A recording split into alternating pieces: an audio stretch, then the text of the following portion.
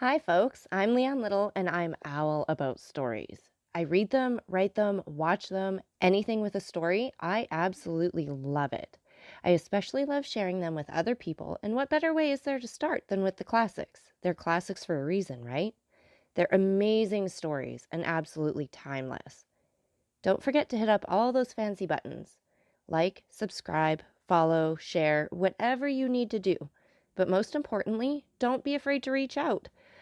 I'd love to connect with you, so feel free to leave comments as you'd like, or you can even follow me over on my Buy Me a Coffee page, leannelittle.com, to message directly. So let's continue on with The Count of Monte Cristo by Alexandre Dumas. Chapter 46 Unlimited Credit. About 2 o'clock the following day, a calash, drawn by a pair of magnificent English horses, stopped at the door of Monte Cristo, and a person, dressed in a blue coat, with buttons of a similar color, a white waistcoat over which was displayed a massive gold chain, brown trousers, and a quantity of black hair descended so low over his eyebrows as to leave it doubtful whether it were not artificial, so little did its jetty glossiness assimilate with the deep wrinkles stamped on his features.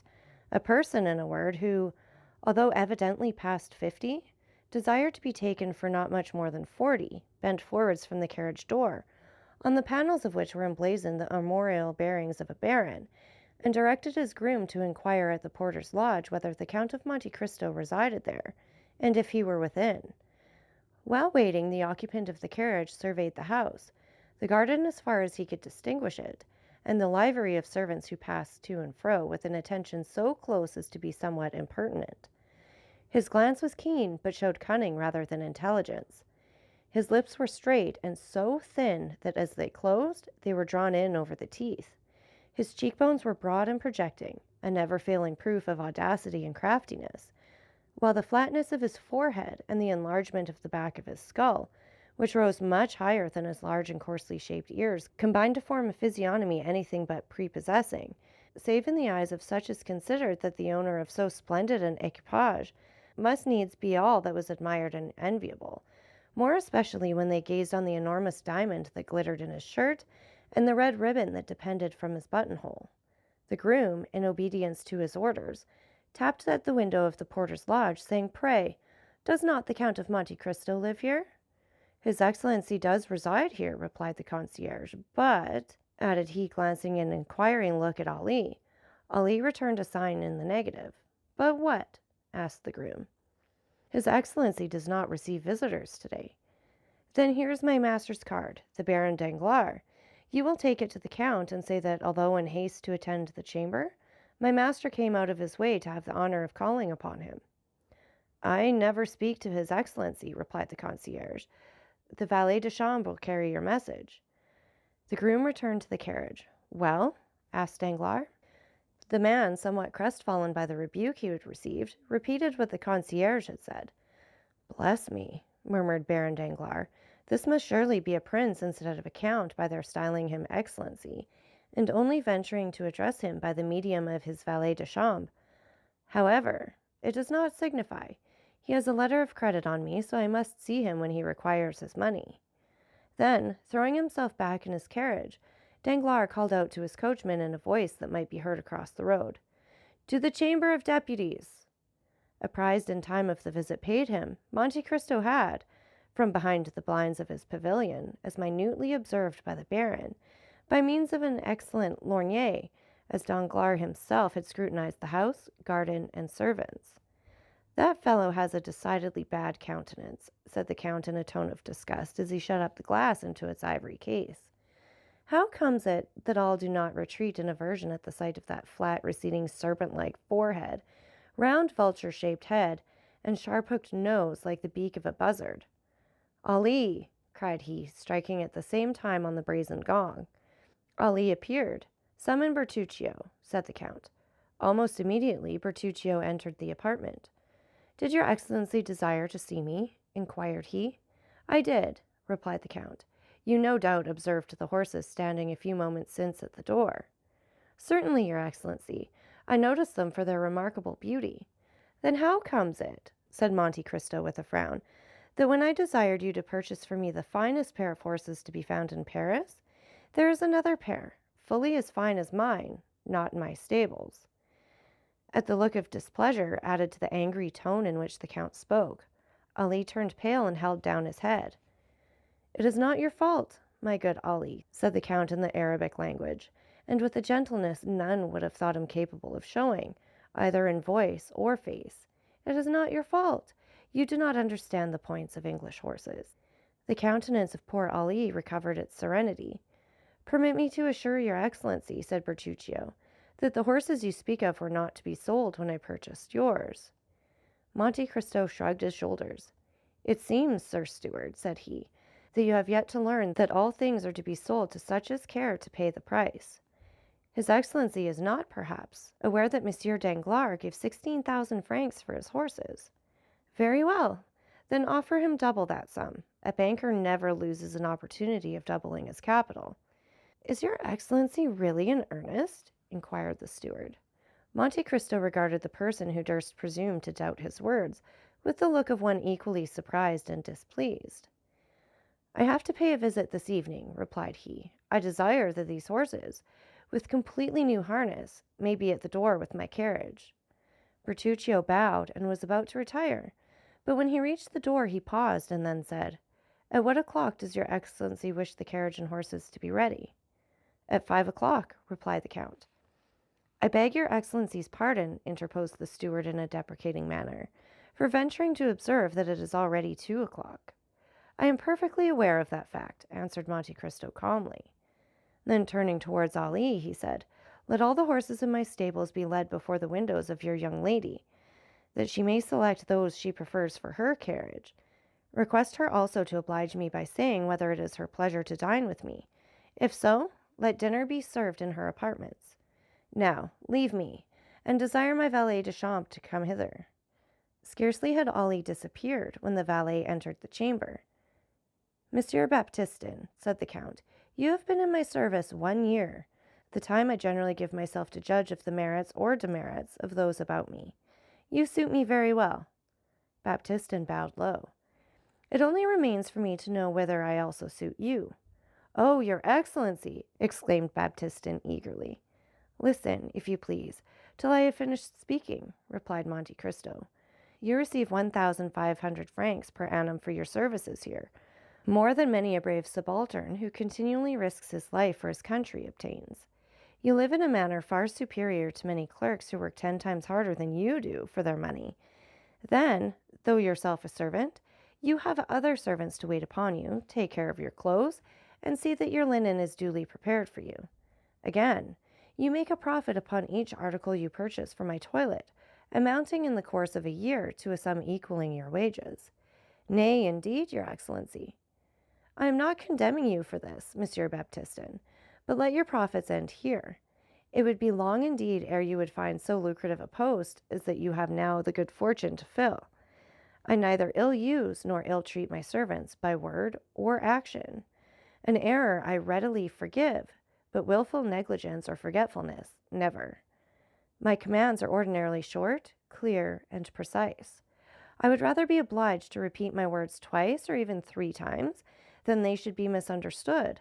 I am rich enough to know whatever I desire to know, and I can promise you that I am not wanting in curiosity. If, then, I should learn that you had taken upon yourself to speak of me to anyone favorably or unfavorably, to comment on my actions or watch my conduct, that very instant you would quit my service. You may now retire. I never caution my servants a second time. Remember that." Baptistin bowed and was proceeding toward the door.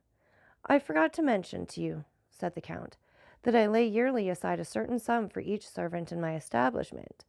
Those who I am compelled to dismiss lose, as a matter of course, all participation in this money, while their portion goes to the fund accumulating for those domestics who remain with me, and among whom it will be divided at my death. You have been in my service a year. Your fund has already begun to accumulate. Let it continue to do so." This address, delivered in the presence of Ali, who, not understanding one word of the language in which it was spoken, stood wholly unmoved, produced an effort on Monsieur Baptistin, only to be conceived by such as have occasion to study the character and disposition of French domestics. "I assure your Excellency," said he, "that at least it shall be my study to merit your approbation in all things, and I will take Monsieur Ali as my model." "By no means," replied the Count in the most frigid tones. "Ali has many faults mixed with most excellent qualities. He cannot possibly serve you as a pattern for your conduct, not being, as you are, a paid servant, but a mere slave. A dog who, should he fail in his duty towards me, I should not discharge from my service, but kill." Baptistin opened his eyes with astonishment. "You seem incredulous," said Monte Cristo, who repeated to Ali in the Arabic language what he had just been saying to Baptistin in French. The Nubian smiled assentingly to his master's words, then kneeling on one knee, respectfully kissed the hand of the Count. This corroboration of the lesson he had just received put the finishing stroke to the wonder and stupefaction of Monsieur Baptistin. The Count then mentioned the valet de chambre to retire, and to Ali to follow to his study, where they conversed long and earnestly together. As the hand of the clock pointed to 5, the Count struck thrice upon his gong. When Ali was wanted, 1 stroke was given, 2 summoned Baptistin, and 3 Bertuccio. The steward entered. "My horses," said Monte Cristo. "They are at the door harnessed to the carriage as your Excellency desired. Does your Excellency wish me to accompany him?" "No. The coachman, Ali, and Baptistin will go." The Count descended to the door of his mansion and beheld his carriage drawn by the very pair of horses he had so much admired in the morning as the property of Danglars.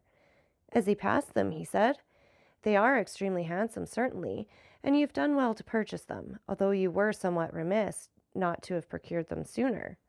"Indeed, your Excellency, I had very considerable difficulty in obtaining them, and, as it is, they have cost an enormous price." "Does the sum you gave for them make the animals less beautiful?" inquired the Count, shrugging his shoulders. "Nay, if your Excellency is satisfied, it is all that I could wish. Whither does your Excellency desire to be driven?" "To the residence of Baron Danglars, Rue de Chaussée d'Antin." This conversation had passed as they stood upon the terrace, from which a flight of stone steps led to the carriage drive. As Bertuccio, with a respectful bow, was moving away, the Count called him back. "I have another commission for you, Monsieur Bertuccio," he said. "I am desirous of having an estate by the seaside in Normandy. For instance, between Le Havre and Boulogne. You see, I give you a wide range. It will be absolutely necessary that the place you may select have a small harbor, creek, or bay, into which my corvette can enter and remain at anchor. She draws only 15 feet. She must be kept in constant readiness to sail immediately, I think, to proper give the signal. Make the requisite inquiries for a place of this description, and when you have met with an eligible spot, visit it, and if it possess the advantages desired, purchase it at once in your own name. The corvette must now, I think, be on her way to Fécamp. Must she not?" "Certainly, your Excellency. I saw her put to sea the same evening we quitted Marseilles." "And the yacht?" "Was ordered to remain at Martigues." "'Tis well. I wish you to write from time to time to the captains in charge of the 2 vessels, so as to keep them on the alert." "And the steamboat?" "She is at Chalons?" "Yes." "The same orders for her as for the 2 sailing vessels." "Very good. When you have purchased the estate I desire, I want constant relays of horses at 10 leagues apart along the northern and southern road." "Your Excellency may depend upon me." The Count made a gesture of satisfaction, descended the terrace steps, and sprang into his carriage, which whirled along swiftly to the banker's house. Danglars was engaged at that moment, presiding over a railroad committee, but the meeting was nearly concluded when the name of his visitor was announced. As the Count's title sounded on his ear, he rose, and addressing his colleagues, who were members of one or the other chamber, he said, "Gentlemen, pardon me for leaving you so abruptly, but a most ridiculous circumstance has occurred, which is this. Thomson and French, the Roman bankers, have sent me a certain person calling himself the Count of Monte Cristo, and had given him an unlimited credit with me. I confess this is the drollest thing I have ever met with in the course of my extensive foreign transactions, and you may readily suppose it has greatly roused my curiosity. I took the trouble this morning to call on the pretended Count. If he were a real Count, he wouldn't be so rich. But would you believe it? He was not receiving. So the master of Monte Cristo gives himself airs befitting a great millionaire or a capricious beauty. I made inquiries and found the house in the Champs-Élysées is his own property, and certainly it was very decently kept up. But," pursued Danglars with one of his sinister smiles, An order for unlimited credit calls for something like caution on the part of the banker, on whom that order is given. I am very anxious to see this man. I suspect a hoax is intended, but the instigators of it little knew whom they had to deal with. They laugh best who laugh last.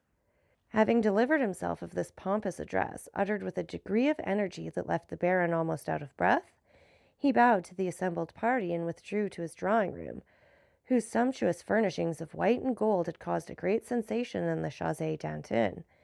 It was to this apartment that he had desired his guests to be shown, with the purpose of overwhelming him at the sight of so much luxury.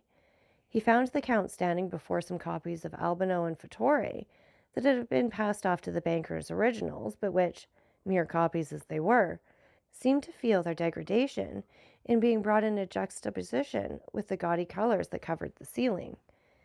The Count turned round as he heard the entrance of Danglars into the room. With a slight inclination of the head, Danglars signed to the Count to be seated, pointing significantly to a gilded armchair covered with white satin embroidered with gold. The Count sat down. "I have the honor, I presume, of addressing Monsieur de Monte Cristo." The Count bowed.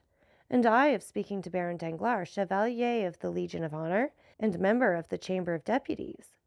Monte Cristo repeated all the titles he had read on the Baron's card. Danglars felt the irony and compressed his lips. "You will, I trust, excuse me, monsieur, for not calling you by your title when I first addressed you," he said. "But you are aware that we are living under a popular form of government, and that I am myself a representative of the liberties of the people." "So much so," replied Monte Cristo, "that while you call yourself baron, you are not willing to call anybody else count." "Upon my word, monsieur," said Danglars with affected carelessness, "I attach no sort of value to such empty distinctions. But the fact is, I was made baron and also chevalier of the Legion of Honor, in return for services rendered. But you have discarded your titles after the example set you by Monsieur de Montmorency and Lafayette." "That was a noble example to follow, monsieur." "Why," replied Danglars, "not entirely so with the servants, you understand." "I see. To your domestics you are my lord. The journalists style you monsieur, while your constituents call you citizen. These are distinctions very suitable under constitutional government. I understand perfectly." Again Danglars bit his lips. He saw that he was no match for Monte Cristo in an argument of this sort, and he therefore hastened to return to subjects more congenial. "Permit me to inform you, Count," he said, bowing, "that I have received a letter of advice from Thomson and French of Rome." "I am glad to hear it, baron, for I must claim the privilege of addressing you after the manner of your servants. I have acquired the bad habit of calling persons by their titles from living in a country where barons are still barons by right of birth. But as regards to the letter of advice, I'm charmed to find that it has reached you. That will spare me the troublesome and disagreeable task of coming to you for money myself. You have received a regular letter of advice." "Yes," said Danglars, "but I confess I didn't quite comprehend its meaning." "Indeed?" "And for that reason I did myself the honor of calling upon you in order to beg for an explanation." "Go on, monsieur, here I am, ready to give you any explanation you desire."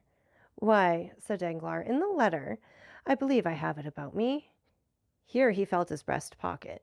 "Yes, here it is. Well, this letter gives the Count of Monte Cristo unlimited credit on our house."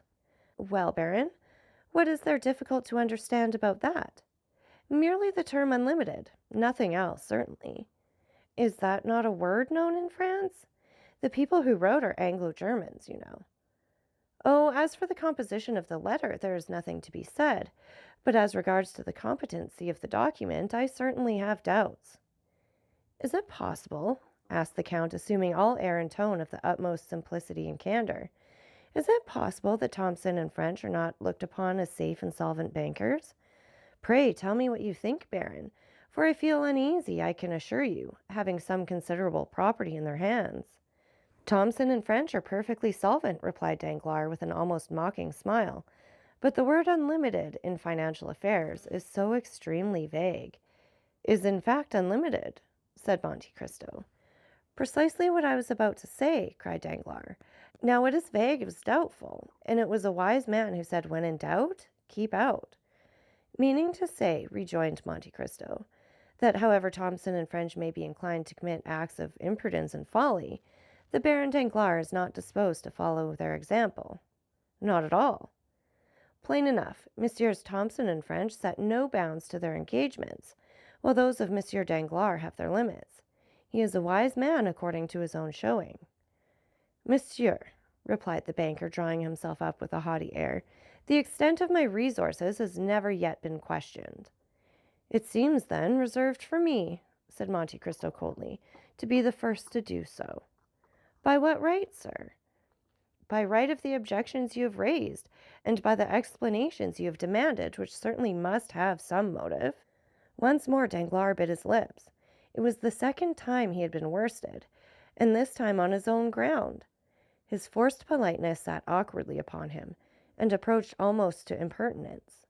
Monte Cristo, on the contrary, preserved a graceful suavity of demeanor, aided by a certain degree of simplicity he could assume at pleasure, and thus possessed the advantage. Well, sir, resumed Danglars after a brief silence, I will endeavor to make myself understood by requesting you to inform me for what sum you propose to draw upon me. Why, truly, replied Monte Cristo, determined not to lose an inch of the ground he had gained. My reason for desiring an unlimited credit was precisely because I did not know how much money I might need. The banker thought the time had come for him to take the upper hand, so throwing himself back in his armchair, he said with an arrogant and purse-proud air, Let me beg of you not to hesitate in naming your wishes. You will then be convinced that the resources of the house of Danglars, however limited, are still equal to meeting the largest demands, and were you even to require 1,000,000— I beg your pardon, interposed Monte Cristo. I said 1,000,000, replied Danglars with the confidence of ignorance. But could I do with 1,000,000? retorted the count. My dear sir, if a trifle like that could suffice me, I should never have given myself the trouble of opening an account. 1,000,000? Excuse my smiling when you speak of a sum I am in the habit of carrying in my pocketbook or dressing case. And with these words, Monte Cristo took from his pocket a small case containing his visiting cards, and drew forth 2 orders on the treasury for 500,000 francs each, payable at sight to the bearer. A man like Danglars was wholly inaccessible to any gentler method of correction. The effect of the present revelation was stunning. He trembled and was on the verge of apoplexy. The pupils of his eyes, as he gazed at Monte Cristo, dilated horribly. Come, come, said Monte Cristo, confess honestly that you have not perfect confidence in Thompson and French. I understand, and foreseeing that such might be the case, I took, in spite of my ignorance of affairs, certain precautions. See, here are 2 similar letters that you have yourself received, one from the house of Arstein and Esclay of Vienna to Baron Rothschild, the other drawn by Baring of London upon Monsieur Lafitte. Now, sir, you have but to say the word, and I will spare you all uneasiness by presenting my letter of credit to one or the other of these 2 firms. The blow had struck home, and Danglars was entirely vanquished. With a trembling hand he took the 2 letters from the count, who held them carelessly between finger and thumb, and proceeded to scrutinize the signatures, with a minuteness that the count might have regarded as insulting, had it not suited his present purpose to mislead the banker. Oh, sir, said Danglars, after he had convinced himself of the authenticity of the documents he held, and rising as if to salute the power of gold personified in the man before him, 3 letters of unlimited credit? I can be no longer mistrustful, but you must pardon me, my dear count, for confessing to some degree of astonishment.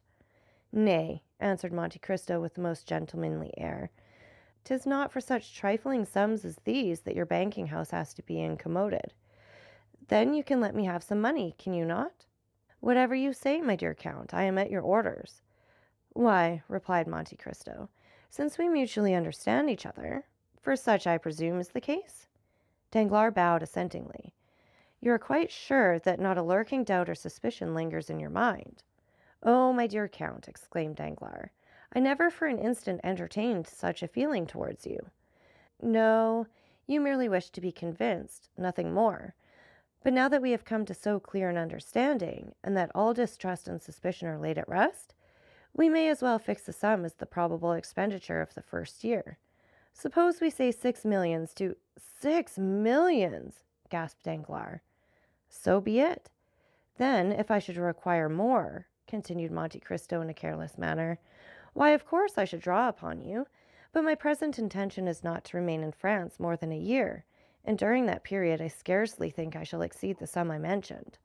However, we shall see. Be kind enough then to send me 500,000 francs tomorrow. I shall be at home until midday, or if not, I will leave a receipt with my steward. The money you desire shall be at your house by 10 o'clock tomorrow morning, my dear Count, replied Danglars. How would you like to have it? In gold, silver, or notes? Half in gold and the other half in bank notes, if you please, said the Count, rising from his seat.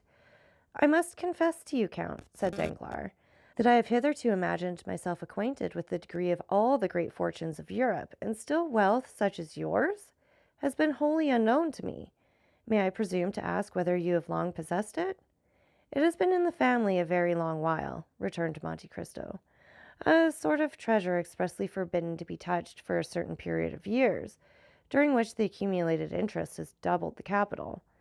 The period appointed by the testator for the disposal of these riches occurred only a short time ago, and they have only been employed by me in the last few years. Your ignorance on the subject, therefore, is easily accounted for. However, you will be better informed as to me and my possessions ere long. And the Count, while pronouncing these latter words, accompanied them with one of those ghastly smiles that used to strike terror into poor Franz d'Épinay.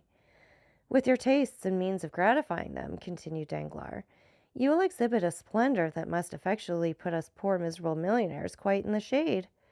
If I mistake not, you are an admirer of paintings. At least I judged so from the attention you appeared to be bestowing on mine when I entered the room. If you will permit me, I shall be happy to show you my picture gallery, composed entirely of works by the ancient masters warranted as such. Not a modern picture among them. I cannot endure the modern school of painting. You are perfectly right in objecting them. For this one great fault, that they have not yet had time to become old.